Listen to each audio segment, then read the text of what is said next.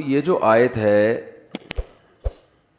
اس میں اصل میں قرآن مجید کی جو روح ہے نا، جو قرآن آپ کو بنانا چاہتا ہے، جو ہم چاہتے نہیں ہیں کہ ہم وہ بنیں، ہم جزیات پہ آتے ہیں. جزیات کا مطلب یہ ہے کہ چند شریعت کے احکام ہیں جن کو ہم فالو کرنے میں سمجھتے ہیں کہ ٹھیک ہے، اندر سے چینج ہونے کی کوشش نہیں کر رہے کہ مزاج کیا ہے اسلام کا، اسلام آپ کو بنانا کیا چاہتا ہے. دیکھیں اس کی ایک مثال ہے. آپ کے ابو آپ کو ڈاکٹر بنانا چاہتے تھے کہ آپ پراپر ڈاکٹر بنیں گے، MBBS کی ڈگری ہوگی آپ کے پاس، پھر آپ کا ایک کلینک ہوگا، پھر ہاسپٹل میں آپ جائیں گے اور کلینک بھی شام کو چلائیں گے، پھر یہ ہوگا، پھر لوگ مجھے کہیں گے ڈاکٹر کا باپ ہے. یہ کیا ہے؟ ڈاکٹر کا باپ ہے. یہ صرف ڈاکٹر نہیں ہے بلکہ ڈاکٹر کا بھی باپ ہے. یہ تو آپ نے کیا کیا؟ آپ نے جزیات میں پڑ گئے. آپ نے کہا میرے ابا مجھے ڈاکٹر بنانا چاہتے ہیں. تو ڈاکٹر لوگ یہ کرتے ہیں کہ وہ میڈیکل سائنس کی کتابیں پڑھتے ہیں. تو جو سلیبس ہے وہ میں گھر میں لا کے پڑھنا شروع کر دیتا ہوں. میڈیکل سائنس کا انٹرنیٹ پہ کلاسز لے لیتا ہوں. اور ابا کی خدمت تھی انسانیت، ابا کا ویژن تھا انسانیت کی خدمت بھی، اس یعنی ڈاکٹر بننے کا مطلب تو یہ بھی تھا نا کہ جب موقع ہوگا علاج بھی کروں گا، تو میں ویسے ہی کر دیتا ہوں. مثال کے طور پر کوئی پیشنٹ آیا، آپ کو پتہ ہے اس کو کھانسی ہے، نزلہ ہے، زکام ہے اور کوئی بیماری نہیں. ڈاکٹر کو فون کیا اس کو کیا دوں؟ ڈاکٹر نے کہا بھائی کوئی اینٹی الرجی کھلا دے اس کو. تو مقصد تو حاصل ہو گیا نا، بھائی ڈاکٹر سے پوچھ کے بتاؤ یا خود ہی بتا دو. تو اس سے کیا پتہ چلتا ہے کہ آپ نے جو ڈاکٹر کی جو جزیات ہیں نا، کچھ کام ڈاکٹروں والے وہ تو کر لیے، لیکن پراپر ڈاکٹر بولو نا کیا ہو گیا؟ نہیں بنے. یہ بہت اہم پوائنٹ کی بات کر رہا ہوں، اللہ کرے یہ اتر جائے. کہاں اتر جائے؟ کھوپڑی میں. یار یہ تو اتنے الفاظ استعمال کرتے کرتے سمجھا دیا، اب تو وہ ذہن میں بیٹھ جانا چاہیے نا، دماغ میں نہیں بلکہ کھوپڑی میں. کھوپڑی میں اس لیے کہتا ہوں کہ دماغ جو ہے نا یہ کھوپڑی کے اندر بند ہے، اور یہ کھوپڑی جو ہمارا خول ہے یہ بہت مضبوط ہے، ایسے جیسے لوہا. تو ادھر سے بات اس کھوپڑی کو کراس کر کے دماغ میں اتر جائے یہ آسان کام نہیں ہے. تو اس لیے میں کھوپڑی کا لفظ استعمال کرتا ہوں کہ کھوپڑی میں اتر جائے. جب کھوپڑی کے اندر ہو گئی تو پھر تو دماغ ہی آگے، بھائی کھوپڑی کے بعد ڈائریکٹ دماغ شروع ہو جاتا ہے. میرا تو ایسا ہی ہے، اب آپ لوگ کا مجھے پتہ نہیں ہے، جو ڈاکٹروں سے سنا ہے ہم نے. تو آپ نے کیا کیا؟ یہ مثال میں سمجھانا دینا چاہ رہا ہوں کہ اسلام جو ہمیں بنانا چاہتا ہے وہ نہیں ہم بن رہے. جیسے ابا بنانا چاہتے تھے پراپر ڈاکٹر، آپ نے کیا کیا؟ میڈیکل سائنس کی کچھ کتابیں پڑھ لیں کہ یار میرے ابا کی خواہش ہے ڈاکٹر بنوں، یعنی ان کو گویا میڈیکل سائنس سے دلچسپی ہے، چلو تھوڑی 4 کتابیں پڑھ لیں، کچھ پیشنٹ کا علاج کر لیا تاکہ میں دیکھنے میں کیا لگوں؟ ڈاکٹر سے لگوں میں دیکھنے. تو ابا کی خواہش پوری ہو جائے گی. ابا کی خواہش پوری نہیں ہوگی بلکہ ابا کے پیسے ضائع ہو جائیں گے. جو ابا نے ساری محنت کی تھی نا وہ برباد ہو جائے گی. ابا نے آپ کو امریکہ بھیجا پڑھنے کے لیے، رشیا بھیجا، آپ وہاں بیٹھ کے باقاعدہ پراپر کلاسیں نہیں لے رہے، ایک ڈگری جو ملے گی جس کے بعد آپ ڈاکٹر کہلائیں گے، آپ آفیسر رینک کے بن جائیں، آپ کا یعنی ایک آفیسر کے اس لیول پہ آ جائیں گے.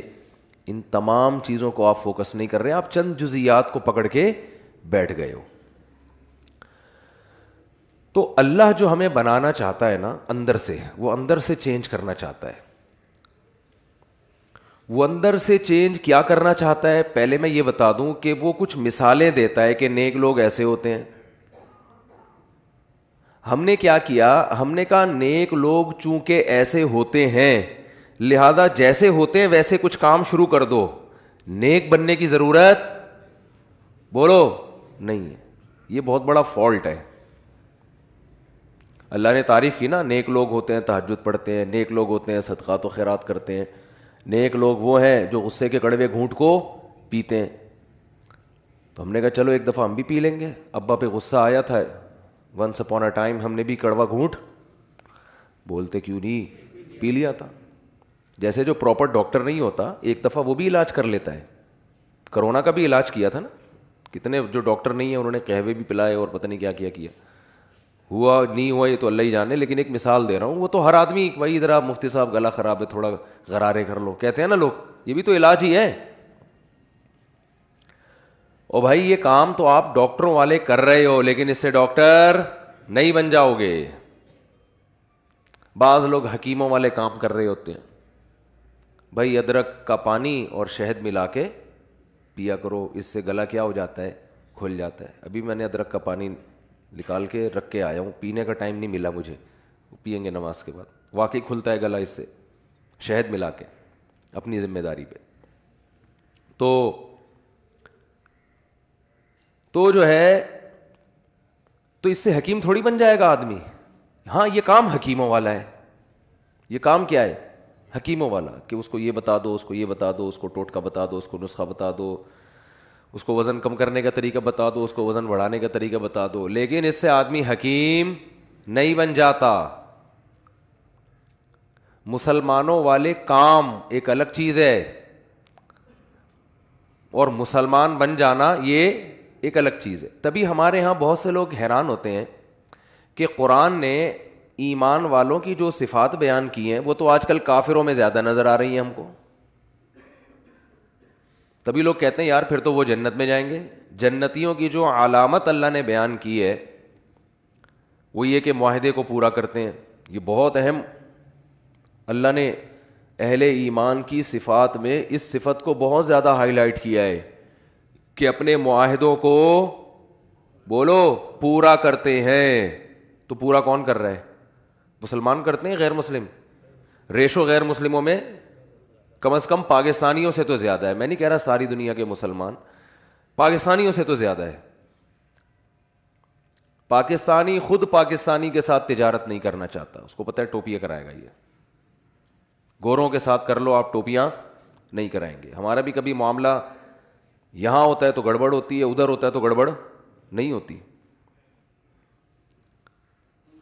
تو قرآن تو بیان کر رہے ہیں. اور اچھا آگے چلیں، حدیث میں آتا ہے ایک صحابی نے پوچھا یا رسول اللہ مسلمان سے فلاں گناہ ہو سکتا ہے؟ فرمایا ہاں، کبھی خواہشات کا غلبہ ہوتا ہے، فلاں گناہ ہو سکتا ہے.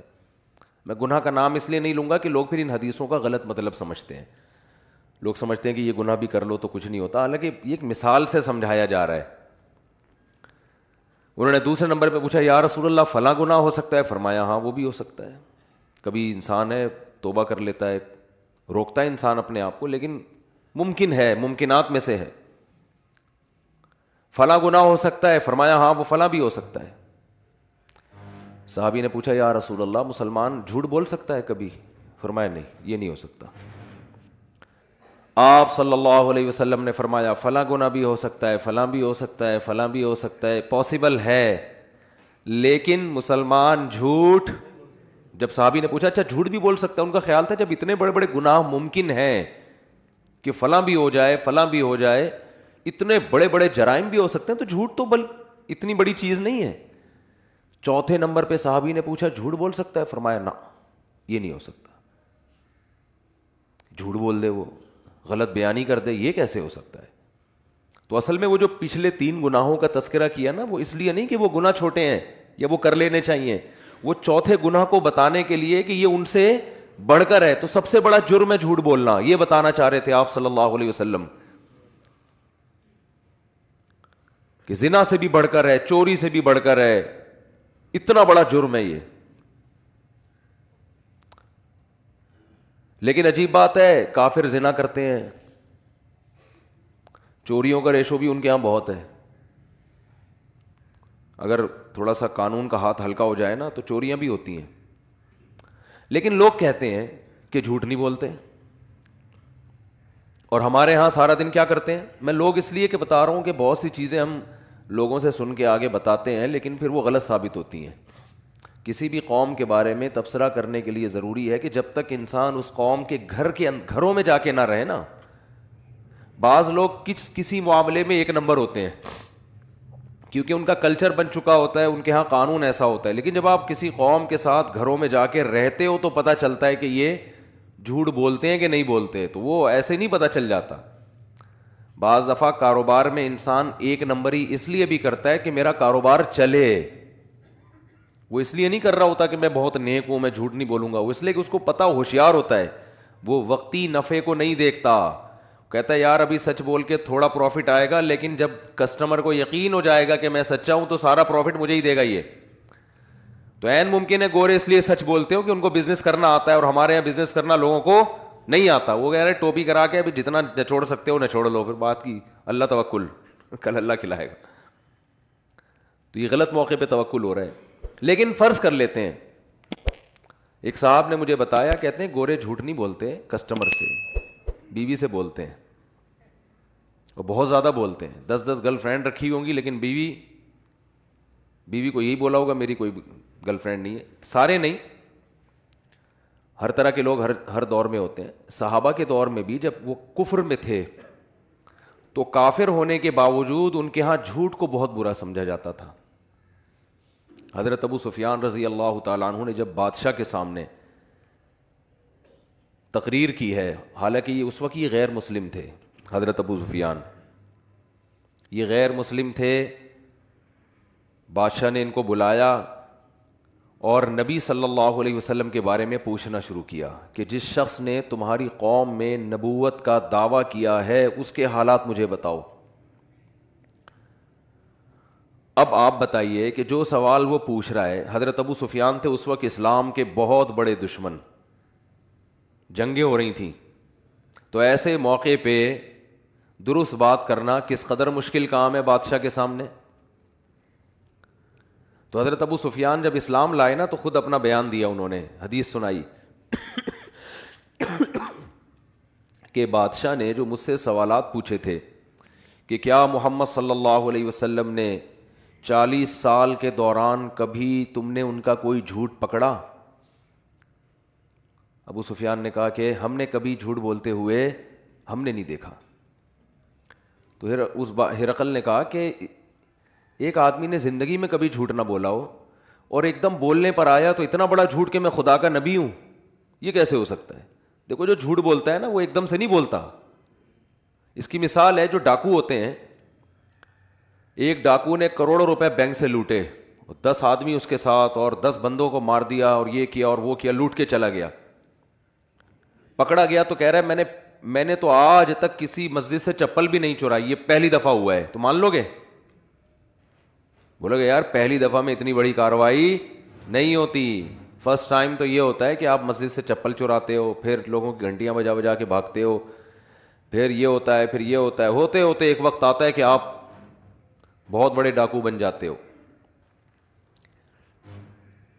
تو ابو سفیان رضی اللہ عنہ بادشاہ کے سامنے کیا کہہ رہے ہیں؟ سچ.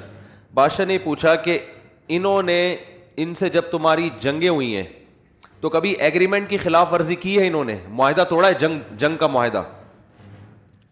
ابو سفیان کہتے ہیں میں نے کہا نہیں, کبھی بھی معاہدہ نہیں توڑا. ہاں ابھی ہمارے اور ان کے درمیان ایک معاہدہ چل رہا ہے, اس کا مجھے نہیں پتا. یعنی ان کو ایک تھوڑا سا موقع مل گیا کہ ابھی آزمائش باقی ہے. تو حضرت ابو سفیان فرماتے ہیں کہ جب مجھ سے بادشاہ یہ سوال پوچھ رہا تھا میرا دل چاہتا تھا کہ میں جھوٹ بولوں, میرا دل چاہتا تھا کہ میں بولو نا بھائی جھوٹ بولوں, لیکن مجھے خوف تھا کہ اگر میں نے جھوٹ بولا تو میری قوم کے لوگ جو میرے ساتھ تھے وہ بولیں گے عرب کا سردار ہو کے جھوٹ بولتا ہے, زبان خراب ہو جائے گی, اپنی قوم کا اعتماد ختم ہو جائے گا. گویا کہ میں اکیلا ہوتا تو شاید جھوٹ بول دیتا, بظاہر یہ مطلب نکلتا ہے, لیکن مجھے قوم کو جواب دینا ہوگا کہ قوم کہیں گے یار ہم نے آپ کو سردار بنایا ہوا ہے اور آپ ادھر آ کے کیا کر رہے ہو, جھوٹ بول رہے ہو.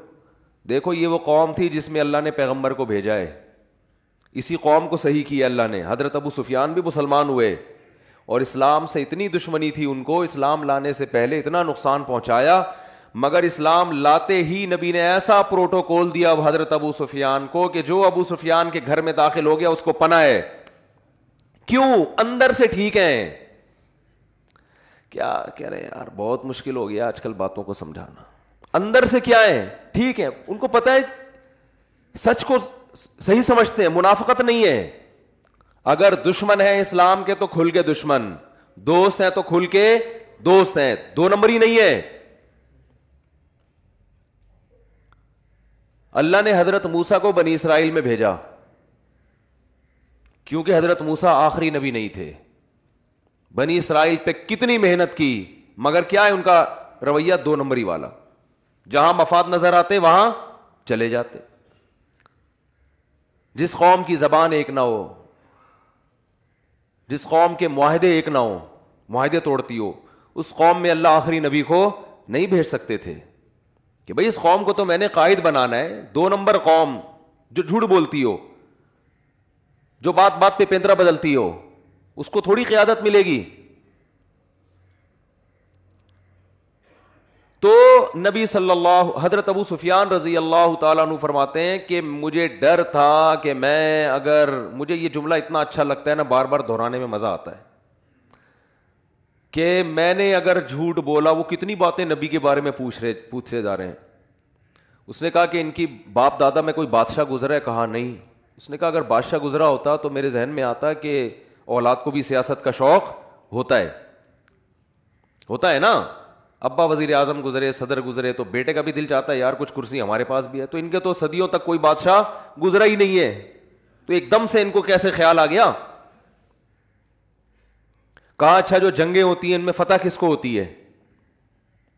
کہا کبھی ان کو کبھی ہمیں، دونوں طرف معاملہ چلتا ہے۔ تو ایک ایک چیز کا جواب کیا دے رہے ہیں؟ صحیح، کیونکہ کافر ہیں لیکن ڈر ہے کہ میری سرداری چلی جائے گی، لوگ بولیں گے قریشی ہاشمی ہو کے، ہمارا سردار ہو کے، دشمنی اپنی جگہ ہے لیکن جھوٹ تو نہ بولو۔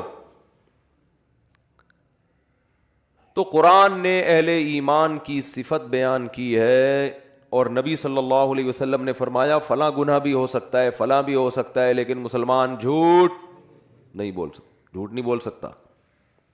تو آپ کہہ سکتے ہیں کہ یار آج تو سارا دن ہم جھوٹ بولتے ہیں اور گورے جھوٹ نہیں بولتے، آپ کہہ سکتے ہیں۔ یہ تو ایک صاحب نے مجھے کہا اگر صفائی نصف ایمان ہے تو گورے تو ویسے ہی جنت میں چلے جائیں گے آدھے آدھے، کیونکہ ہمارے یہاں دیکھ لو، ابھی گٹر میں نے بنوایا ابھی تھوڑے دن پہلے، جو گورنمنٹ کی ذمہ داری ہے وہ ہم کر رہے ہیں، اور جیسے ہی ہم نے وہ کیا ہے تو اوپر سے چاول کا شاپر آیا، نیچے گرا ہوا ہے، پتہ نہیں کس نے پھینکا، کہاں سے آیا، مریخ سے تو آ نہیں سکتا، ظاہر ہے اسی زمین کا ہوگا نا۔ دن رات صفائی کرتے رہو گھر کے باہر، کوئی آئے گا بولے گا مولوی صاحب کا گھر دیکھو کیا گند، صفائی پر بیانات کرتے ہیں اور گھر کے باہر دیکھو گند کتنا پڑا ہوا ہے۔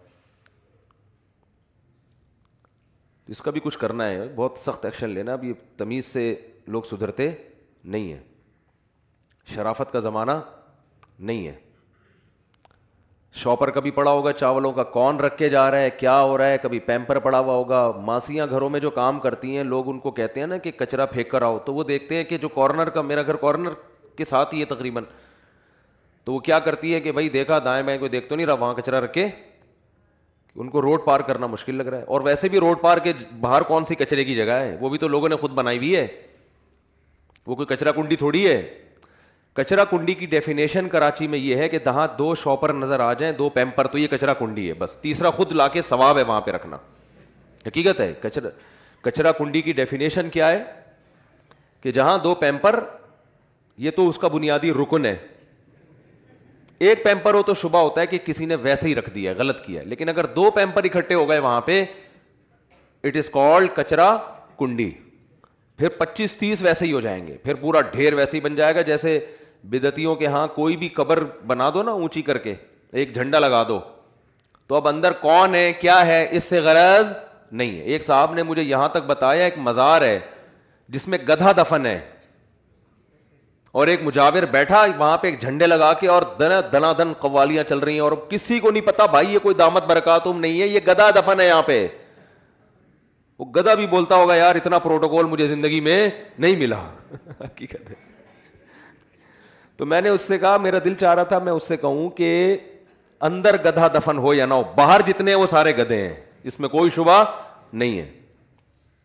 وہ تو بیچارہ فزیکلی گدھا تھا نا، اور یہ روحانی گدھے ہیں جو مزاروں پہ بیٹھ کے یہ حرکتیں کر رہے ہیں۔ ان المساجد للہ، مسجدیں ہیں اللہ کے لیے، فلا تدعوا مع اللہ احدا، اللہ نے فرمایا یہاں کہ اللہ کو پکارو، اور یہاں بھی اللہ کے علاوہ کسی اور کو نہیں پکارو، صرف یا اللہ مدد مسجد میں، یہاں بھی کسی اور کو نہیں پکارو، یہ میرا گھر ہے میرا۔ ہمارے نبی بھی آئیں گے تو اللہ کو پکاریں گے۔ اللہ نے قرآن میں کیا فرمایا؟ ما کان لبشر، کسی بشر کے یہ میں کوئی یہ مجال نہیں ہے ان یؤتیہ اللہ الکتاب والحکمہ، اللہ اسے کتاب بھی دے، حکمت بھی سکھائے، نبوت بھی دے، ثم یقول للناس کونوا عبادا لی، پھر وہ لوگوں کو اپنی طرف کھینچنا شروع کر دے۔ فرمایا نا نا نا نا نا، یہ اللہ نے عیسائیوں کو کہا کہ عیسیٰ علیہ السلام کو مت پکارو، یہ عیسیٰ کی تعلیمات نہیں ہے۔ فرمایا ہر پیغمبر کی تعلیمات یہ ہے کہ کس کی عبادت ہوگی؟ اللہ کی۔ آپ کہتے ہیں ہم پکارتے ہیں، عبادت تھوڑی کر رہے ہیں، تو عبادت پکار ہی کو کہتے ہیں۔ عبادت کا جو مغز ہے نا وہ تو پکارنا ہے، دعا ہے۔ دنیا میں جتنی عبادتیں ہوتی ہیں بھگوانوں سے مانگا جاتا ہے، اٹ از کالڈ عبادت، اس کو عبادت اور ورشپ کہا جاتا ہے۔ ہندو جب مندر میں جاتا ہے نا عبادت کرنا ہے تو کیا ہوتا ہے؟ بھگوان سے مانگ رہا ہوتا ہے وہ، ورنہ وہ بھی کہہ سکتا ہے میں مانگ رہا ہوں، میں عبادت تھوڑی کر رہا ہوں، میں تو بھگوان سے یوں کہہ رہا ہوں کہ یہ میرا کام کر دو، یہ میرا کام کر دو، تو یہی تو عبادت ہے۔ اچھا خیر، تو میں یہ عرض کر رہا تھا کہ میں یہ کہہ رہا تھا کہ دیکھو اللہ نے مسلمانوں کی علامتیں بیان کی ہیں، جن میں ایک بہت بڑی علامت ایگریمنٹ کی خلاف ورزی، بولو نہیں، معاہدے نہیں توڑتے۔ صحابہ کے واقعات ہیں، ہمارے نبی کے واقعات ہیں، کیسے کیسے اپنی زبان کو پورا کیا۔ صلح حدیبیہ میں دیکھ لیں آپ، معاہدہ ہوا، سارے ان کی مرضی کے معاہدے ہو گئے، لیکن جب ہو گئے تو ہو گئے۔ ایک معاہدہ یہ ہوا کہ ادھر سے جو مسلمان ہو کر ادھر آئے گا آپ اس کو واپس حوالے کر دیں گے غیر مسلموں کے، آپ اس کو پناہ نہیں دیں گے۔ اب یہ بظاہر یہ تو بہت مسلمانوں کے خلاف معاہدہ ہے، لیکن آپ صلی اللہ علیہ وسلم نے کیا کہ چلو کوئی بات نہیں، ابھی ان لوگوں کو بچاؤ، جنگ بندی کرو کسی طرح سے، جو ہوگا اپنی ذمہ داری پر ہو مسلمان۔ اس سے ہمیں یہ بھی پتہ چلتا ہے نبی صلی اللہ علیہ وسلم نے کتنی بصیرت سے کام لیا ہے۔ ہمارے ہاں ہر کام جذبات سے کرنا چاہتے ہیں، بس ایک دن میں سب کچھ ہو جائے، ایسا نہیں ہوتا بھائی۔ آپ صلی اللہ علیہ وسلم چاہتے تھے کہ جنگ کیا ہو، بولو نا، بند ہو، جنگ نہ ہو، ہمیں موقع ملے کچھ دعوت کا، اور دوسرے قبیلوں سے جنگ کا موقع ملے جنہوں نے ہمیں تنگ کر کے رکھا ہوا ہے۔ تو اگر یہ نہیں مان رہے، معاہدے پہ آمادہ نہیں ہے، تو کوئی بات نہیں، ان کی شرطوں پہ مان لو، اس میں نقصان کم ہے، اور اگر معاہدہ نہیں ہوا تو نقصان زیادہ ہے۔ تو یہ پوری زندگی میں انسان کو نا اس طرح سے زندگی گزارنی چاہیے، پوری زندگی انہی اصولوں پہ۔ فقہ کا قاعدہ ہے یتحمل الضرر الخفی لاجل دفع الضرر الجلی، ہمیشہ بڑے نقصان سے بچنے کے لیے چھوٹا نقصان برداشت کیا جائے گا۔ اب جب ایسی پالیسی بناتے ہیں لوگ تو لوگ کہتے ہیں یار اس میں تو نقصان ہے، اور یہ نہیں دیکھ رہے ہوتے کہ نہیں کرو گے تو بڑا نقصان ہے، لیکن نہیں بس اس کو دیکھ رہے ہوتے ہیں یہ تو نقصان ہے، یہ تو نقصان ہے، یہ تو یہ کیا ہو رہا ہے، یہ کیا ہو رہا ہے۔ تو بھائی یہ نہیں ہوتا تو یہ ہوتا۔ ڈاکٹروں سے بھی لوگ لڑتے ہیں، آپ نے یہ دوا کھلائی، اس کا تو مجھے یہ ہو رہا ہے، اس کا تو مجھے یہ نقصان۔ ڈاکٹر کہے گا بھائی یہ سائیڈ افیکٹ ہیں، نہیں کھلاتے تو پھر اس سے بڑے مسائل ہوتے۔ تو کسی کو بھی نہیں معاف کرتے لوگ۔ تو نبی صلی اللہ علیہ وسلم نے ایگریمنٹ کیا، حضرت ابو جندل رضی اللہ، ابھی ایگریمنٹ پہ سائن نہیں ہوئے، زبانی ایگریمنٹ ہو گیا، سگنیچر نہیں ہوئے، مہر نہیں لگی ہے، زبانی ہو گیا۔ اسلام زبانی ایگریمنٹ کو مانتا ہے نا، ریٹن کا تو مطلب یہ ہوتا ہے کہ کل ثبوت رہے، ہم دکھا سکیں۔ اصل تو کیا ہے، نکاح بھی زبان سے ہوتا ہے، تبھی جیسے میں نکاح پڑھاتا ہوں نا، حالانکہ نکاح نامہ بھی بنا نہیں ہوتا، تو دولہا ٹینشن میں ہوتا ہے، مفتی صاحب تو نکاح پڑھا کے نکل لیے، اور خالی کاغذ پہ مفتی صاحب نے دستخط کر دیے، یہ کیا ہو گیا؟ تو تسلی رکھیں، جب زبانی نکاح ہو گیا تو نکاح ہو گیا، وہ تو پھر بندہ رکھا ہوا ہے ہم نے، وہ آپ سے سائن لے لے گا، میرے سائن وہ پہلے لے چکا ہوتا ہے، کوئی اب بیوی رجسٹر کروانی ہے آپ کے نام، بس یہ رہ گیا، مالک آپ بن گئے، ڈیلیوری بھی ہو جائے گی انشاءاللہ، رجسٹریشن رہ گئی ہے، وہ ڈاکومنٹ میں چلتی رہے گی، اتنا ٹینشن لینے کا نہیں ہے۔ اور اگر آپ کہیں بیگم کا ارادہ بدل گیا، یار ابھی کاغذ میں تو ہوا نہیں تھا، ڈاکومنٹ جیسے گاڑی کوئی بیچتا ہے نا، اور ڈاکومنٹ ابھی دیے نہیں اور پیسے لے کے بھاگ گیا، تو آپ کو یہ خطرہ ہو کہ یار مفتی صاحب تو نکاح پڑھا کے نکل لیے، ڈاکومنٹ تو بنے نہیں، اگر لڑکی والے کل مکر گئے تو پہلی بات آپ کا کون سا پیسہ خرچ ہوا ہے اس کے اوپر، وہ تو گاڑی کے پیسے لے کے بندہ بھاگ جائے تو بھاگ جائے، یہاں تو آپ نے کیا دھیلا بھی خرچ نہیں ہوا آپ کا۔ دوسری بات یہ ہے کہ ہم بیٹھے ہوئے ہیں بطور گواہ کے، جہاں بلائیں گے ہم گواہی دیں گے، بھائی اس کا نکاح ہم نے خود پڑھایا ہے، تو گواہوں کو بھی تو اسلام بھی مانتا ہے, حکومت بھی مانتی ہے, تو اس لیے زیادہ ٹینشن لینے کی ضرورت نہیں ہے. تو ہم بتا دیں گے بھائی ایسا نہیں ہے. ممکن ہے آپ کہیں کہ وہ مفتیوں کے فتوے کو نہیں مانتے, تو جو مفتیوں کے فتوے کو نہیں مانتا نا, وہ ڈاکومنٹ لے کے بھی اس کا کوئی فائدہ نہیں ہے. وہ اگر بیوی آپ کے نام بھی ہو جائے گی تو کسی کام کی نہیں ہے, عدالت میں جب جائے وہ کینسل کروا سکتی ہے. وہ عدالت نے ماشاء اللہ حرام خوری کے جو دروازے کھول دیے نا جنرل مشرف کے کہنے پر, عدالت کا شاید قصور نہیں ہے, جنرل مشرف نے گن پوائنٹ پہ یہ قانون بنایا ہے, تو عدالت تو پابند ہوتی ہے. لیکن ماشاء اللہ جو زنا کے اڈے کھل گئے ہیں ہماری عدالتوں میں, کوئی بھی عورت جائے, بیوی جائے, بولے مجھے نہیں رہنا میاں کے ساتھ, عدالت کہتی ہے یہ لو خلا کی ڈگری, جاؤ تمہیں جو معشوق تمہارا جو عاشق ہے جاؤ اس سے جا کے شادی کرو. شوہر میں کوئی بھی خرابی نہ ہو, کچھ بھی نہ ہو, یہ چل رہا ہے. تو اس لیے یہ بیگم شیگم اپنے نام کرانے کی ٹینشن نہ لیا کریں. نام ہو کے بھی 2 منٹ میں چاہے گی اپنا یہاں سے نام ہٹوا کے وسیم بھائی کا نام ڈال دے گی, ٹھیک ہے نا, جو اچھا لگ رہا ہے بھائی یہ والا زیادہ اچھا لگ رہا ہے, یہ والا ڈال دو, تو چل جاتا ہے. یہ عدالتوں نے یہ حرام خوری ماشاء اللہ طبیعت سے ہو گئی ہے اب یہ, اور خاموش بھی ہیں لوگ, اس پہ آواز نہیں اٹھا رہے اس کے خلاف. پتہ نہیں کیا ہو گیا, میں حیران ہوں. تو خیر کیا یار بات کہاں سے کہاں چلی جاتی جی. تو میں یہ عرض کر رہا تھا, یہ جو کیونکہ معاہدے اور جھوٹ والا عنصر بہت اہم ہے نا, تو اس لیے تھوڑا سا اس کو میں زیادہ ہائی لائٹ کر رہا ہوں. تو نبی صلی اللہ علیہ وسلم نے معاہدہ کیا, ابھی اس پہ دستخط نہیں ہوئے ہیں, تو آپ صلی اللہ علیہ وسلم نے, حضرت ابو جندل مسلمان ہو کر آ گئے اس دوران, بڑی وہاں مشقت گزاری انہوں نے اور فرار ہوئے وہاں سے کہ اب میں آ رہا ہوں مدینہ, مسلمان پناہ دیں گے. ادھر آئے ہیں, ادھر مشرکین نے کہا ان کو ہمارے حوالے کر دو, ان کو ہمارے حوالے کرو. کس قدر صحابہ پہ قیامت گزری ہوگی. غیرت مند آدمی کے لیے ایسا کرنا بڑا مشکل ہوتا ہے کہ اپنا آدمی آیا ہو اور آپ ان کے حوالے کر دیں, وہ تو اور ظلم کریں گے.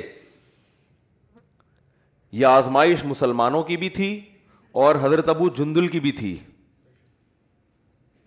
کہ اپنے ہاتھوں سے کسی کو حوالے کیا جائے یا منع کر دیا جائے یہاں مت آؤ, اور وہ پھر بھی دین پر قائم رہے.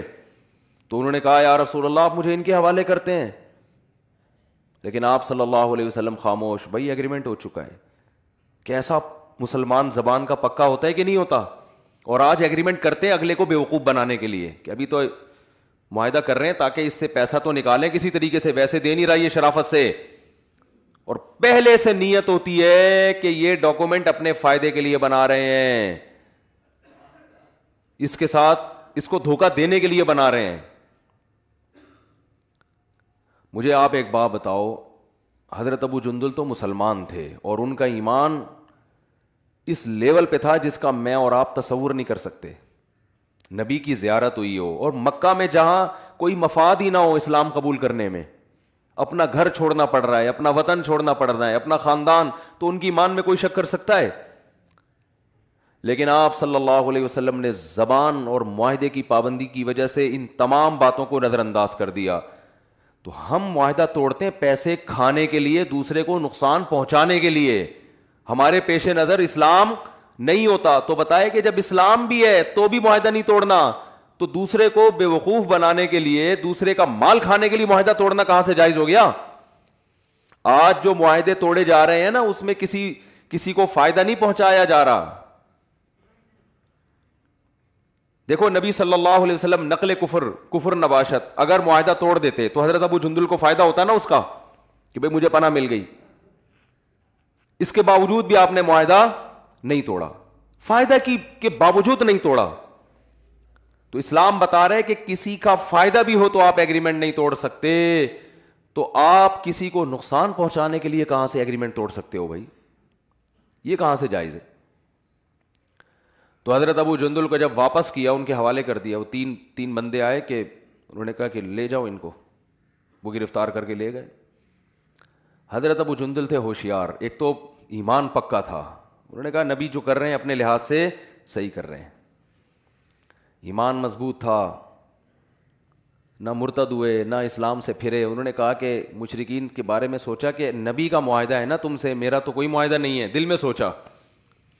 پھر ایک چال چلی, وہ جو ایک بندہ کھڑا ہوا تھا, 2 تھے یا 3 تھے مجھے بھی یاد نہیں, ان سے کہا کہ یار تمہاری تلوار بڑی خوبصورت ہے. اس نے کہا ہاں, اور مکھن لگانا شروع کیا.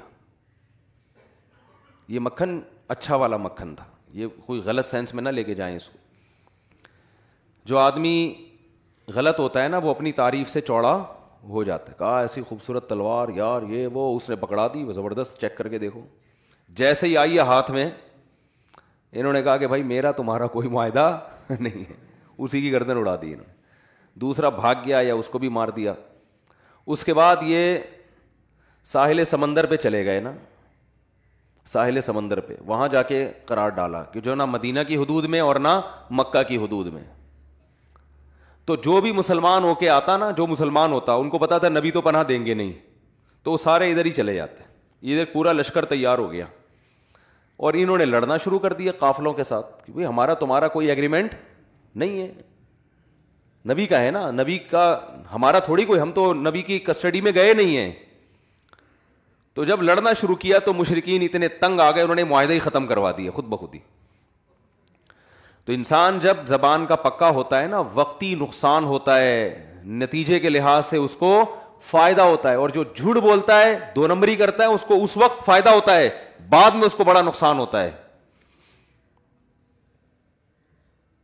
اور اللہ کی عادت ہے دو نمبر پکڑا جاتا ہے. یہ ایسی چیز ہے جو زیادہ عرصہ چلتی نہیں ہے. تو میں یہ عرض کر رہا تھا کہ اسلام نے اہل ایمان کی علامتیں بیان کی. وہ یوں کرتے ہیں, وہ نماز پڑھتے ہیں, وہ زکوٰۃ دیتے ہیں, وہ غریبوں کا خیال کرتے ہیں. تو ہم نے وہ علامات لے کے ہم نے کہا چلو ہم بھی تھوڑا تھوڑا اس میں اپنا حصہ ڈال لیں. وائپر والے کو 20 روپے پکڑا دیے, پہلے 5 کا دور تھا, 20 روپے کر 10-20 ہو گیا ہے, تو ہم نے بھی صدقہ کر دیا. یہ بھائی ایسے ہے کہ یہ تو کافروں میں بھی کچھ چیزیں پائی جاتی ہیں. صفائی نصف ایمان ہے, یہاں بات چل رہی تھی. ایک صاحب نے کہا پھر انگریز تو آدھے سے زیادہ ہی مومن ہے, مسلمان تو مومن سرے سے ہے ہی نہیں. کیونکہ ہمارے ہاں اندر کا تو اللہ ہی بہتر جانتا ہے کس کا کتنا حساب کتاب صاف ستھرا ہے کہ نہیں ہے, لیکن باہر کا معاملہ تو جو ساری دنیا دیکھ رہی ہے وہ تو سب کو نظر آ رہا ہے نا. کیا گند ہے ماشاء اللہ, کیا خاص طور پہ کراچی, پنجاب میں بھی ہے لیکن اتنا نہیں ہے. کراچی تو کچرا کنڈی کا دوسرا نام بن گیا ہے. کھڈے روڈ کی حالات دیکھو. ایک بوڑھی خاتون رکشے میں بیٹھی, چیخیں نکل گئی ان کی, بیچاری کو اتارنا پڑا کیونکہ کمر کے مسئلے تھے, وہ رکشہ اور اوپر سے کھڈے. تو وہ بیچاری ایسی چیخیں مار مار کے, ان کے جو پوتا تھا اس نے کہا میں نے دادی کو بڑی مشکل سے پھر تھوڑا سا آگے جا کے نکالا ہے یہاں سے. وہ بیچارہ غریب آدمی تھا, وہ نہیں ٹیکسی افورڈ کر سکتا, اور ٹیکسی میں دھکے نہیں جھٹکے نہیں لگیں گے اس کو. تو یعنی ظاہر ہے کراچی کے کھڈے کا کسی بھی ٹائم پہ کوئی بھروسہ نہیں ہے, کوئی بھی ٹائم پہ کھڈا آ سکتا ہے. اسپیڈ بریکر بھی اتنے بڑے بڑے اونچے, جیسے کٹی پہاڑی ہے, پوری پہاڑی ہے یہ نا, ایسے اسپیڈ بریکر بنائے ہوئے ہیں اور اس پہ کوئی نشان نہیں ہے. میں ایک دفعہ ایک گاڑی میں آ رہا تھا تو اسپیڈ بریکر کا پتہ نہیں چلا, ہم اسپیڈ میں, کوئی نشان ہی نہیں اسپیڈ بریکر. وہ گاڑی جو اتنا اچھل کے دھڑام سے نیچے گری ہے, میں خود تو اللہ کا شکر ہے ہم تو بچ گئے. ہمیں پتہ ہی نہیں, گاڑی کا انجن آئل لیک ہونا شروع ہو گیا اور وہ سارا انجن آئل ختم, اور گاڑی کیا انجن کیا ہو گیا, سیز. اب جب انجن سیز ہوتا ہے تو پھر میکینک پہناتا ہے آپ کو چیزیں مختلف قسم کی, وہ ایک نئی ٹینشن ہے. وہ اگر 10,000 کا خرچہ ہے تو 1 لاکھ کر کے بتائے گا وہ, پھر اس میں 5 چیزیں اور نکالے گا, وہ بھی ایگریمنٹ کی خلاف ورزی, جھوٹ. ہمیں تو ایک میکینک اب مل گیا الحمدللہ, دیندار ہے, لیکن اس وقت تجربے نہیں تھے زیادہ, تو وہ پھر الگ سے ٹوپیاں کرانا شروع کرے گا, 20 چیزیں الگ نکال دے گا وہ اس میں. اور پھر ایک دفعہ میکینک کے پاس چلے گئے, قیامت تک اب آپ جاتے ہی رہو. وہ کچھ ایسا ٹیکا لگائے گا گاڑی میں کہ جو ہے اب آپ اسی کے قیامت تک کے لیے محتاج ہو گئے ہو. الائنمنٹ ہی صحیح کرتے رہو ساری زندگی بیٹھ کے, اس کی جو بھگتے ہیں وہی بتا رہے ہیں ہم. یہ والا ٹائر ادھر ہوا ہے تو یوں کرو گے تو اب تھوڑا سا ادھر ہو گیا, اب یوں. میرے پاس بائک تھی, ایک دفعہ میں گرا اس سے 125, تو میں گرا نا تو اس کا وہ جو ٹی ہوتا ہے نا آگے سے ٹیڑھا ہو گیا. اب مجھے طبیعت میں ایک تھوڑی سی مزاج یہ ہے کہ بھائی یہ صحیح سیدھا ہونا چاہیے نا, اتنی 125 0 میٹر رکھی ہوئی ہے تو یہ تو ٹی تو صحیح ہو نا. 1 سال میں نے ایڑی چوٹی کا زور لگا دیا, کسی کا باپ بھی اسے ٹھیک نہیں کر سکا. ڈینٹر کے پاس لے کر گئے, وہ ادھر کرتا تو تھوڑا سا ادھر ہو جاتا, پھر ادھر. ابے میں نے کہا یار تمہیں کام آتا ہے تو بتاؤ, نہیں آتا تو رہنے دو. آتا سب کو ہے, آتا, پھر آخر میں کہنے لگے اس کو کمپنی لے جاؤ. کمپنی لے جاؤ, 1 to 5 کی جو کمپنی ہے نا وہ کرے گی. تو مجھے پتا تھا وہ بھی نہیں کرے گی کمپنی. تو مجھے نہیں پتا کہ یعنی کیا کرے گی کمپنی بیٹھ کے اس میں. اتنے کی بائک نہیں ہے جتنے کمپنی پیسے لے لے گی, اگر کر بھی لے گی تو. تو معاہدوں کی خلاف ورزی, معاہدوں کی خلاف ورزی, جھوٹ, معاہدے, جھوٹ بھی تو معاہدے کی خلاف ورزی جھوٹ ہی کی ایک قسم ہے نا, جھوٹ کی ایک قسم ہے کہ جو ایگریمنٹ کرتے ہیں اس کو توڑتے ہیں. تو بات وہیں سے چلی تھی. وہ کہتے ہیں نا شاعر نے, تمنا مختصر سی ہے مگر تمہید طولانی. ہماری جو دعویٰ ہوتا ہے نا بیان میں وہ مختصر ہوتا ہے. اس دعوے کو کیونکہ کھوپڑی بہت ٹائٹ سخت اللہ نے بنائی ہے تو اس کھوپڑی میں اتارنے کے لیے ہتھوڑے کا استعمال بہت زیادہ کرنا پڑتا ہے. ایک مضبوط دیوار میں اتنی سی کیل ٹھوکی جاتی ہے 50-60 دفعہ ہتھوڑا مارا جاتا ہے. تو اس لیے وہ جو دعویٰ ہمارا مختصر ہوتا ہے لیکن اس کو کھوپڑی میں اتارنے کے لیے جو ہم جو چوٹ مار رہے ہوتے ہیں نا وہ 1-1 سوا گھنٹے کی چوٹیں ہوتی ہیں. دعویٰ آخری 5 منٹ کا ہوتا ہے. تو گھبرانے کی بالکل علامات دیکھی ہم نے, کہا یار اللہ نے قرآن میں کہا کہ صدقہ خیرات کرنے والے جنت میں جائیں گے. یار وہ تو اتنا بڑا ٹرسٹ بنایا ہوا ہے اس نے فلاں آدمی نے. ہم نے کہا کہ بھائی وہ جھوٹ بولنے والے جہنم میں جائیں گے. تو جھوٹ تو سارے کون بول رہے ہیں؟ تو اصل میں قرآن یہ علامتیں بیان کر رہا ہے. یہ ایسے ہی ہے جیسے ڈاکٹر علامتیں بیان کرتے ہیں کہ سونگنے کی حس چلی جاتی ہے کرونا میں, تو ہم کسی کو کرونا کا پیشنٹ بنانے کے لیے نا اس کی سونگنے کی حس کو فوکس کر رہے ہیں کہ اس کی سونگنے کی حس ختم کرو, اس سے وہ کرونا کا پیشنٹ نہیں بنے گا. یہ علامات ہیں. تو اللہ چاہتے ہیں آپ میں کچھ اندر سے ایسی تبدیلی ہو جس کی وجہ سے آپ, جب یہ تبدیلی اندر سے چینجنگ آئے گی تو خود بخود یہ چیزیں ظاہر ہونا شروع ہو جائیں گی. وہ اندر سے چینجنگ کیا ہے؟ وہ بڑی خاندانی ہے. وہ اللہ کرے کسی طرح کھوپڑی میں اتر جائے. وہ چینجنگ یہ ہے جو میں بار بار کہتا رہتا ہوں, وَمَا الْحَيَاةُ الدُّنْيَا إِلَّا مَتَاعُ الْغُرُورِ. یہ دھوکے کا گھر ہے, مسافر خانہ ہے, دل لگانے کی جگہ نہیں ہے. اس سے محبت مت کرو. جب دنیا سے محبت نہیں کرو گے تو پھر تو جب آخرت سے محبت شروع کر دو گے پھر تو سارے کام آخرت کے لیے ہوں گے نا. سخاوت خود بخود ہوگی. جھوٹ سے خود بخود بچے گا. اس کو پتا ہے جھوٹ بولنے سے دنیا میں کامیابی ملتی ہے, آخرت میں اللہ کی نظر میں انسان بہت زیادہ گر جاتا ہے, اللہ کی نظر میں اس کا مقام ختم ہو جاتا ہے. ہمارے نبی ایگریمنٹ پورا کر رہے ہیں, اپنے ساتھی کو غیر مسلموں کے حوالے کر رہے ہیں, اور میں ایگریمنٹ توڑ کر دوسرے کا پیسہ لے لوں, یہ کیسے میں پیغمبر کو قیامت کے دن منہ کیسے دکھاؤں گا؟ میں نے معاہدہ کیا تھا کہ اتنے لاکھ روپے میں فلاں تاریخ تک پہنچا دوں گا. تو کل قیامت میں جب نبی صلی اللہ علیہ وسلم حوض کوثر پہ پانی پلائیں گے تو کیسے سامنا کروں گا؟ آپ کہیں گے میں نے ایگریمنٹ کیا تھا تو اپنے ساتھی کو غیر مسلموں کے حوالے کر دیا ان کے رحم و کرم پہ, اور تو نے ایگریمنٹ کیا اور دوسرے کے کروڑوں روپے تو نے ہتھیا لیے. کس منہ سے آئے تو حوض کوثر پہ پانی پینے کے لیے؟ لیکن وہی بات ہے نا, جب غیرت ختم ہو جائے تو یہ ساری چیزیں خود بخود ختم ہو جاتی ہیں. تو جب آپ اصل میں مسلمان علامات کو فوکس کر رہا ہے, وہ اپنے آپ کو اندر سے تبدیل کرنے کے لیے تیار نہیں ہے. وہ دنیا سے دل لگانا نہیں چھوڑتا. وہ کہتے ہیں یہ دنیا اصل ہے بھائی, یہاں جس نے کھا لیا پی لیا, ہاں ٹھیک ہے تھوڑا بہت نماز روزہ بھی چلتا ہے یار, تھوڑا بہت مدرسے میں ڈبے میں پیسے ڈال دیے, تھوڑا کسی غریب کی مدد کر دی, چلتا ہے تھوڑا بہت. تو وہ تو کافر بھی کرتے ہیں نا. ہو سکتا ہے قبر وبر میں تھوڑا بہت کام آ جائے. جب وہ عربی ڈرامے دیکھ سکتے تھے کہ شاید اس سے بخشش ہو جائے, ایک صاحب سے پوچھا گیا کہ آپ کیا کرتے ہیں؟ انہوں نے کہا میں عربی ڈرامے دیکھتا ہوں. کیوں بھائی؟ کہہ رہے ہیں ہو سکتا ہے قیامت کے دن اس سے بخشش ہو جائے میری. اللہ کہے گا کہ بھائی عربی سے محبت تھی, عربی ڈرامے دیکھتا تھا.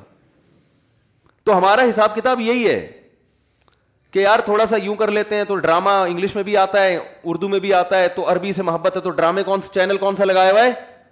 بولو عربی. تو شاید اللہ بخش دے کہ بھائی تو عربی ڈرامے دیکھا کرتا تھا. تو یہ حساب کتاب چل رہا ہے اندر سے. جب تک صحابہ اندر سے چینج ہو چکے تھے, سمجھ رہے ہو, تبھی تو آپ دیکھو نا صحابی رسول کو قتل کے لیے لایا گیا تو کھڑا کیا گیا ان کو مشرکین مکہ نے کہ اب ان کو قتل کریں گے, گردن اڑائیں گے. تو انہوں نے, ان کا ارادہ ہوا کہ میں اپنے جسم کی صفائی کر لوں شہادت سے پہلے, جو غیر ضروری بال ہوتے ہیں وہ صاف کر لوں. تو انہوں نے اس طرح منگوایا بلیڈ, کیا کہ مجھے تھوڑی سی مہلت دو قتل کرنے سے پہلے, کیونکہ اسلام صفائی پسند ہے نا, تو انہوں نے کہا میں اللہ کے پاس بھی صاف ستھرا ہو کے جانا چاہتا ہوں. ان کا نیت یہ تھی. تو اپنے جو بال غیر ضروری ہوتے ہیں وہ انہوں نے صاف کیے. اسی دوران مشرکین میں سے کسی کا بچہ آ گیا ان کے پاس, بچہ ایسے کھیلتا ہوا آ گیا, انہوں نے پکڑ لیا اس کو. اب وہ چاہتے اس کو مار سکتے تھے لیکن انہوں نے نہیں مارا, چھوڑ دیا اس بچے کو. اب جب قتل کا فیصلہ ہوا ہے نا کہ ان کی گردن اڑائی جائے گی, تو انہوں نے شعر پڑھا, فلست ابالی حین اقتل مسلمن حین اقتل مسلمن علی ای شق کان للہ مصرعی وذلک فی ذات الالہ وان یشاء یبارک علی اوصال شلو ممزعی. کیا خاندانی شعر ہے.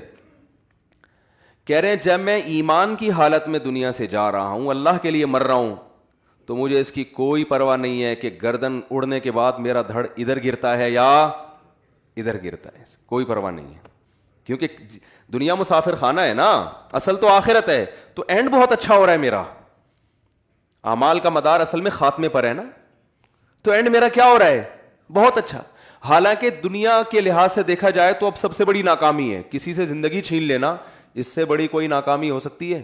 ارے زندگی کے لیے تو سب کچھ ہو رہا ہے, اور یہاں جوانی میں ان کی زندگی چھینی جا رہی ہے لیکن خوش ہو رہے ہیں.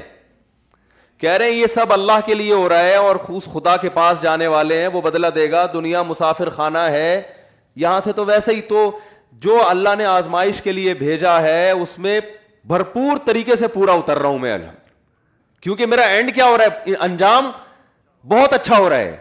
کہ اللہ مجھ سے پوچھے گا تو نے کیا کیا, میں کہوں گا اللہ میں تیرے پاس آیا اس راستے سے ہوں, تیرے دین پر ڈٹا رہا. آج بھی وہ اعلان کر دیتے کہ میں واپس کافر ہو جاتا ہوں, میں تمہارا دین, وہ چھوڑ دیتے. وہ جو ہے نا مشرکین مکہ چھوڑ دیتے کہ بھائی یہ تو مسلمان سے دوبارہ کافر ہو گئے, کوئی بات نہیں. لیکن وہ کیا کہہ رہے ہیں, لست ابالی حین اقتل مسلما, میری موت اسلام پر ہو رہی ہے, ایمان پر ہو رہی ہے. تو خوش ہو کے اس کو کہہ رہے ہیں کہ بھائی اب تو مجھے پرواہ نہیں ہے. علی ای شق کان للہ مصرعی, کہ اللہ کے لیے جو میرا دھڑ زمین پہ گرے گا, ادھر گرے یا ادھر گرے. جب قتل ہوتا ہے نا, کبھی دائیں طرف گرتا ہے کبھی بائیں طرف گرتا ہے. وذالک فی ذات الالہ وان یشاء, اور یہ سب اپنے معبود کی رضا میں ہو رہا ہے, اور میرا رب چاہے تو میری لاش کے ٹکڑوں میں ہی برکت ڈال دے گا. وہ کتنے قتلے بنا دو, انہی قتلوں میں اللہ برکت ڈالے گا, اور اس برکت کہتے ہیں خیر کو. جتنے قتلے میری لاش کے بنیں گے نا اتنی برکت ہوگی. قیامت میں کہوں گا اللہ تیری راہ میں یہ سب کچھ کیا. اور ہم زندگی کے اتنے حریص ہیں, یہ جو پیسہ اپنے لیے اپنی اولاد کے لیے, کیا ہے 90 سال 100 سال تک ہم مرے نہیں, تیار ہی نہیں ہے مرنے کے لیے. تیار ہوتے تو 60 سال میں بنگلے خرید رہے ہوتے. ہمارے ایک جاننے والے, اللہ تعالیٰ, آپ تو جانتے نہیں ہیں تو اس لیے غیبت نہیں ہے, وہ بھی نہیں میرا بیان سنتے, اور اگر سن بھی لیں گے ان کو نہیں سمجھ میں آئے گا. بہت پرانا قصہ ہے, 20 سال, ماشاء اللہ 75 سال ان کی عمر تھی, تو اپنا پرانا گھر توڑ کے نیا بنا رہے تھے. ہم لوگ کہہ رہے تھے یار 75 سال میں آپ اس گھر کو توڑ کے نیا بنا رہے ہو, کیا کر رہے ہو بھائی؟ پہلے تو اپنے آپ کو توڑ کے نیا کرو نا. گھر کے نئے ہونے سے آپ تھوڑی نئے ہو جاؤ گے. 75 سال اور پھر کھانستے بھی رہتے تھے, تو 2-4 سال کی لگ رہا تھا کہ اللہ تعالیٰ ان کو زندگی دے. پتہ نہیں انتقال ہو گیا زندہ ہیں, اگر انتقال ہو گیا تو اللہ مغفرت کرے, نہیں ہوا تو اللہ اور زندگی دے ان کو. ویسے 20 سال ہو گئے, اب تو لگ رہا ہے کہ انا للہ ہو چکا ہوگا. اچھا خیر, تو گھر توڑ کے دوبارہ بنا رہے ہیں. او بھائی کیا کر رہے ہو,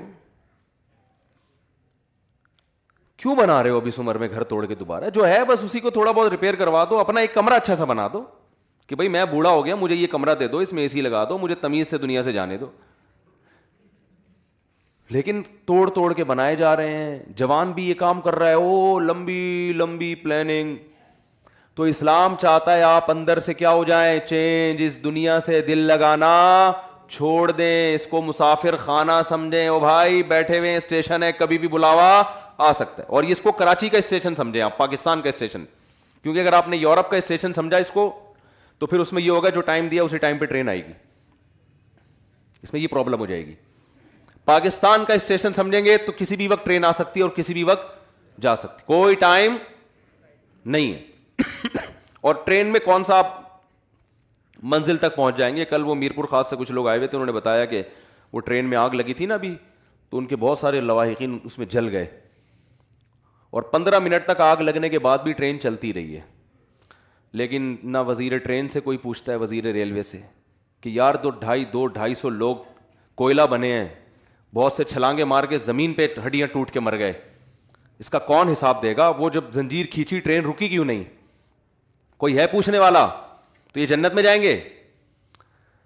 بولو کسی نے وزیر ریلوے سے پوچھا کہ آگ لگی ہے 15 منٹ، چلو آگ لگ گئی، غلطی ہو گئی، کچھ بھی ہو گیا، اور پتہ چلا کہ وہ پنکھا جو تھا نا اس میں شارٹ سرکٹ ہو رہا تھا، پہلے سے کمپلین بھی ہوئی تھی کہ اس میں آگ لگ سکتی ہے، پھر بھی نہیں پرواہ کی گئی.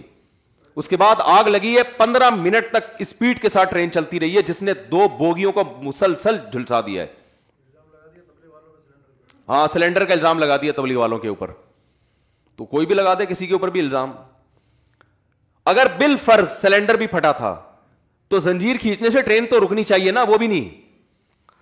تو یہ بہت سے دنیا میں کیس نہیں ہوتا، دنیا میں نہیں ہوتا. اس لیے تو ہم آخرت پر ایمان رکھتے ہیں. اگر آخرت بھی نہیں ہے پھر تو یہ اللہ کا معاذ اللہ غلط ہے، معاذ اللہ نقل کفر. پھر تو اللہ کے یہاں بڑی دھاندلی ہے بھائی کہ دنیا میں بھی حساب نہیں لے رہا اور آخرت میں بھی. تو اللہ تبھی تو کہتے ہیں ہم نجعل المسلمین کالمجرمین، ماننے والوں اور نہ ماننے والے اور مجرم اور گناہ سے بچنے والوں کو ایک جیسا ٹھکانہ دے دیں. ایسا تھوڑی ہو سکتا ہے. لہذا مر کے ختم نہیں ہوگے، دوبارہ زندگی ہے. تو بھائی اللہ کیا چاہتا ہے؟ اندر سے تبدیل. جیسے آپ کے ابا آپ کو پراپر ڈاکٹر بنانا چاہتے ہیں تو اللہ بھی آپ کو پراپر مسلمان بنانا چاہتا ہے. پراپر مسلمان کی ڈیفینیشن یہ ہے وہ دنیا سے دل نہیں لگاتا. وہ ہر وقت اس کے دماغ میں بھائی اسٹیشن ہے، کبھی بھی یہاں سے ٹر بنیں گے. ہمارے حضرت فرمایا کرتے تھے کہ پہلے کتابوں میں ایک پنجابی میں کتاب ہوتی تھی، بچوں کو پڑھائی جاتی تھی. اس میں سوال تھا توڑا ایمان کھلوتا ہے کہ بیٹھا؟ بیٹھا کو بیٹھا ہی کہتے ہیں نا پنجابی میں، ہے بیدا پیدا. فی الحال بیٹھا ہی بولنے دو، بھی پروناؤنسیشن میں بڑا مسئلہ ہو جائے. توڑا ایمان کھلوتا ہے کہ بیٹھا ہے؟ بچوں سے پوچھا جاتا تھا، بچے جواب دیتے ہیں بیٹھا ہے. بیٹھا اس لیے کہ کہیں ٹر نہ منجے. اگر کھڑا ایمان ہوگا تو کسی بھی وقت جا سکتا ہے. صحیح ہے نا؟ تو مسئلہ یہ ہے کہ ہم نے اپنے دل میں دنیا کے مسافر خانہ ہونے پر ایمان نہیں لانا، اس کو کھوپڑی میں بٹھانا ہے. ایسا بٹھانا ہے کہ ٹر نہ بن جائے. ایسا نہ ہو کسی کی دولت دیکھ کر یہ تصور ٹر گیا. ہم اب کیا کرتے ہیں، بیان سنتے ہیں، ایک دماغ میں آتا ہے بھائی W11 کی طرح ہے، کبھی بھی اتر سکتے ہیں. اور W11 میں بعض دفعہ عزت کے ساتھ اترتا ہے، بعض دفعہ ایسے ہی اتار دیا جاتا ہے آدمی. وہ پھر کسی اور وقت W11 کے الگ سے فضائل بیان کروں گا انشاءاللہ. تو کسی بھی وقت جو ہے نا آدمی ٹر جاتا ہے. تو ایسا دنیا کے مسافر خانہ ہونے کو دماغ میں بٹھانا ہے کہ 2-4 بیان سن کے کہ ہاں جی مسافر خانہ ہے، تھوڑا سا دماغ نہ اس کو کھوپڑی میں انسٹال کر دینا ہے. ایسا انسٹال کرنا ہے کہ ہر وقت یہ خیال آئے بھائی رہنے کی جگہ بولو نہیں. تو ہم آخرت کے لیے پیدا ہوئے ہیں، دنیا کے لیے تھوڑی پیدا ہوئے ہیں، تو آخرت کے لیے. تو جب بار بار یہ ہوگا تو پھر پیسے جب جمع کرنے کا خیال آئے گا، ابے بھائی یہاں سے تو جانا ہے یار، یہ پیسے آخرت کے بینک میں کیوں نہیں رکھوا دیتے؟ دیکھو امریکہ سے کما کے لوگ یہاں بھیجتے ہیں کہ یار بڑھاپے میں ادھر ہی پاکستان ہی آنا ہے نا، تو یہاں کوئی انویسٹمنٹ کرو. ایک صاحب امریکہ میں تھے، کہہ رہے تھے میں نے چونکہ آنا پاکستان ہے تو 6-7 دکانیں خرید لی انہوں نے پاکستان میں کہ جب آؤں گا تو یہاں کوئی انویسٹمنٹ ہو نا. تو جب ہم نے جانا آگے ہے تو وَلْتَنْظُرْ نَفْسٌ مَا قَدَّمَتْ لِغَدٍ، اللہ فرماتے ہیں پھر دیکھو کل کے لیے کیا کر رہے ہو تم، کل کے لیے کیا کتنی انویسٹمنٹ کی آگے. جہاں 50-60 سال رہنا ہے اس کے لیے تو کروڑوں کی انویسٹمنٹ ہے. جہاں کروڑوں سال اربوں سال رہنا ہے اس کے لیے وائپر والے کو 15 روپے دے دیے. ونس اپون اے ٹائم ایک دفعہ کسی فقیر کو 5 روپے کا سکہ تھما دیا. ونس اپون اے ٹائم ایک دفعہ مسجد کا پنکھا لگوا دیا. چلو یہ بھی اچھا ہے. اور اس پہ موٹا موٹا لکھوا دیا میرے دادا کی مغفرت کے لیے ستار بھائی کی طرف سے. ایک مسجد میں گیا، ہر پنکھے پہ لکھا ہوا ہے یہ پنکھا فلاں کی طرف سے، فلاں کے لیے، یہ فلاں کی طرف سے. میں نے کہا یار یہ فرشتوں کو کیا ٹینشن ہوگی ان کو باقاعدہ کہ بھئی یہ والا پنکھے کی جو ہوا آ رہی ہے اس کا ثواب اٹھا کے فلاں ڈپارٹمنٹ میں پہنچانا ہے. ان کو سمجھا رہے ہو کیا کر رہے ہو یار، اتنی ڈیٹیل میں جانے کی کیا ضرورت ہے. تو یہ چل رہا ہے مارکیٹ میں. تو اللہ ہمیں کیا بنانا چاہتا ہے؟ اندر سے دنیا سے دل لگانا چھوڑ دو. متاع الغرور، دھوکے کا گھر ہے بھائی، ایسا نہیں ہے جیسی نظر آ رہی ہے. اور کمال ہے صبح شام دیکھتے بھی ہیں لوگوں کو مرتے ہوئے، مگر ہم کہتے ہیں وہ تو اس کے ساتھ ہوا ہے، میرے ساتھ تھوڑی ہو سکتا ہے. تو بس یہ غلط فہمی ہے. اور یہ غلط فہمی بہت جلد دور ہو جائے گی جب خود لیٹیں گے، آنکھ بند ہوگی تو پھر ایک دم حدیث میں آتا ہے کہ انسان کی جو ہوس ہے نا اس کو قبر کی مٹی لگام دے دے گی. پھر وہ کہے گا یار یہ کیا بحریہ ٹاؤن, یہ کیا. وہ ریاض ملک نے بھی جانا ہے ٹھیک ہے نا. تو اللہ کا شکر ہے جب لوگ مجھے بتا رہے تھے اس کے بعد اتنا پیسہ, وہ اتنا پیسہ, الحمدللہ میں تو بہت نالائق سا انسان ہوں, لیکن اتنی بات ہے کہ میں اس سے متاثر کبھی نہیں ہوتا. لوگ کہتے ہیں فلاں کے پاس یہ گاڑی, یہ ابے بھائی دن کتنے رہ گئے ہیں یار, دن کتنے رہ گئے ہیں. ہم نے تو بڑے بڑے ارب پتی تاجر دیکھے ہیں آپ کی سوچ سے بھی اوپر, کھڑے کھڑے دھڑام سے گرتے ہیں اور انا للہ ہو جاتا ہے. حالانکہ وہ تو ہارٹ پیشنٹ بھی نہیں تھے, ان کا تو بی بھی 24 گھنٹے نارمل رہتا تھا. ایک ڈاکٹر نے مجھے بتایا کہ میرے پاس انگریز پیشنٹ آتے ہیں 27 سال کے, جو لوگوں کو فٹنس اور جو فزیکل فٹنس کی ٹریننگ دیتے ہیں. ان کے خوراک پہ بڑے مطالعہ ہوتا ہے, انہوں نے یونیورسٹی میں پڑھا ہوتا ہے. کمال ہے 27 سال میں ایسی بیماری لگتی ہے کہ لا علاج ہوتی ہے. کسی کو کینسر ہو گیا, تو یہ تو اللہ کی طرف سے ہے نا. اللہ بتاتے ہیں بھائی میں نے کوئی گارنٹی نہیں لی, آپ اگر بہت نیک ہیں یا آپ بہت صحت مند ہیں تو ٹھیک ہے, بہت اچھی بات ہے. عام طور پر صحت مند آدمی جلدی رہ لیتا ہے, لیکن میری طرف سے کوئی گارنٹی ہے نہیں. اسی صحت کو آپ کے لیے وبال جان بنا دوں گا میں. جس کو تیراکی آتی ہے ڈوبتا وہی ہے نا, جس کو نہیں آتی ہو تو ذرا سائڈ پہ کھڑا رہتا ہے. تو اللہ بتا دیتے ہیں کہ جب میں نے ڈبو کے مارنا ہوگا نا تو تجھے تیراکی آتی ہے اس وجہ سے تجھے ہی ڈبو کے ماروں گا میں, تجھے اندر تک لے کے جاؤں گا ٹھیک ہے نا, اور وہاں تیرا سر کہیں پتھر پہ لگ جائے گا یا کوئی بڑی لہریں آ جائیں گی, کچھ بھی ہو جائے گا. تو تیراک ہی زیادہ تر ڈوبتے ہیں میرے بھائی. تو اسی طرح صحت مند لوگ بھی مرتے ہیں. تو اس لیے دنیا سے دل نہ لگاؤ, بار بار سوچا کرو. اللہ تعالیٰ سمجھنے کی, عمل کی